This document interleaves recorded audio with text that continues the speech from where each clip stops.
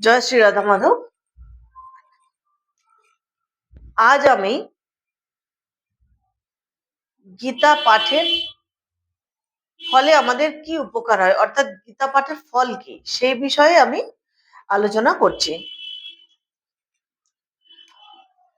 ব্রহ্মা বলিলেন, গীতার প্রথম অধ্যায় ভক্তিভাবে পাঠ করিলে মানবের মন পবিত্রতায় পূর্ণ হয়।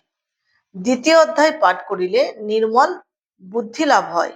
তৃতীয় অধ্যায় পাঠ করিলে পাপ বিনাশ হয়। চতুর্থ অধ্যায় পাঠ করলে ব্রহ্মহত্যা ও স্ত্রী হত্যার পাপ সকল অবিলম্বে দূর হয়ে যায়। পঞ্চম অধ্যায় পাঠ করলে চুরি করিবার মহাপাপ নষ্ট হয়ে যায়।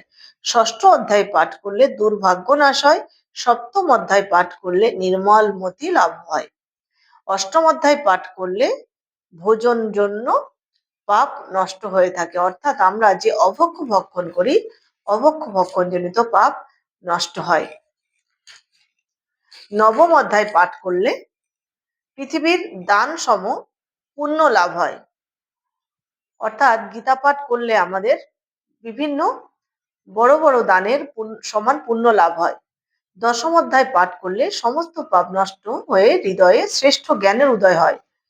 একাদশ অধ্যায় পাঠ করলে মানুষের ব্রহ্মজ্ঞান হয় এবং মুক্তি লাভ ঘটে, কারণ একাদশ অধ্যায়ে আমাদের ব্রহ্মত্ব প্রাপ্তি বা মোক্ষ প্রাপ্তির বিষয় সম্বন্ধে একাদশ অধ্যায়ে বিভিন্ন জ্ঞান প্রদান করেছেন ভগবান শ্রীকৃষ্ণ। তাই সেই অধ্যায় পাঠ করলে ব্রহ্মজ্ঞান এবং মুক্তি লাভ ঘটে।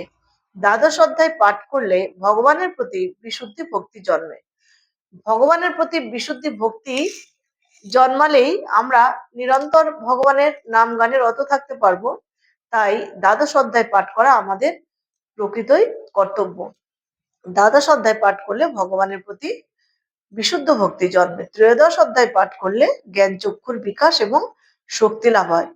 চতুর্দশ অধ্যায় পাঠ করলে অশ্বমেধাদি যজ্ঞের ফল লাভ করা যায়।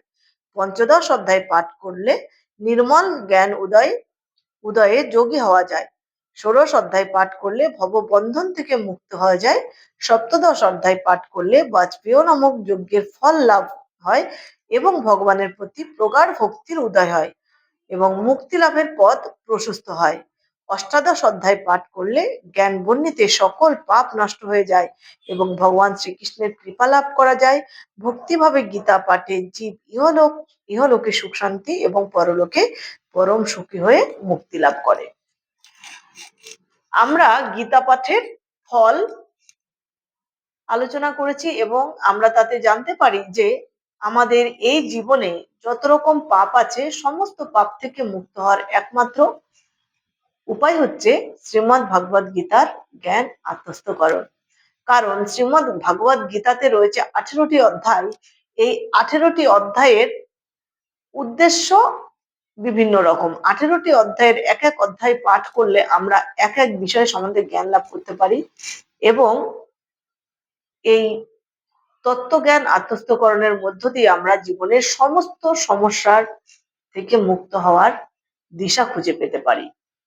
সমস্ত পাপ কর্ম থেকে বিরত থেকে নিজের মনকে ভগবতমুখী করে সৎ কর্মের মধ্য দিয়ে জীবনযাপনের সঠিক দিশা খুঁজে পাবো এই শ্রীমদ্ ভাগবত গীতা গ্রন্থ পাঠের মধ্য দিয়ে। তাই এখানে বলা হয়েছে যে শ্রীমদ্ ভাগবত গীতা গ্রন্থের সমস্ত অধ্যায় পাঠ করলে বিভিন্ন পাপ থেকে মুক্ত হওয়া যায় এবং আমাদের মনে ভক্তি তত্ত্ব এবং জ্ঞান তত্ত্বের উদয় হয়। ধীরে ধীরে আমরা সৎকর্ম সম্পাদনের মধ্য দিয়ে ভগবানের ধামে ফিরে যেতে পারবো। তাই শ্রীমদ্ ভাগবত গীতা গ্রন্থ পাঠ আমাদের অবশ্য পালনীয় কর্তব্য। নমস্কার, ভালো থাকবেন, সুস্থ থাকবেন। দেখা হবে পরবর্তী ভিডিওতে পরবর্তী কোনো গীতার জ্ঞান আত্মস্থকরণের মধ্য দিয়ে।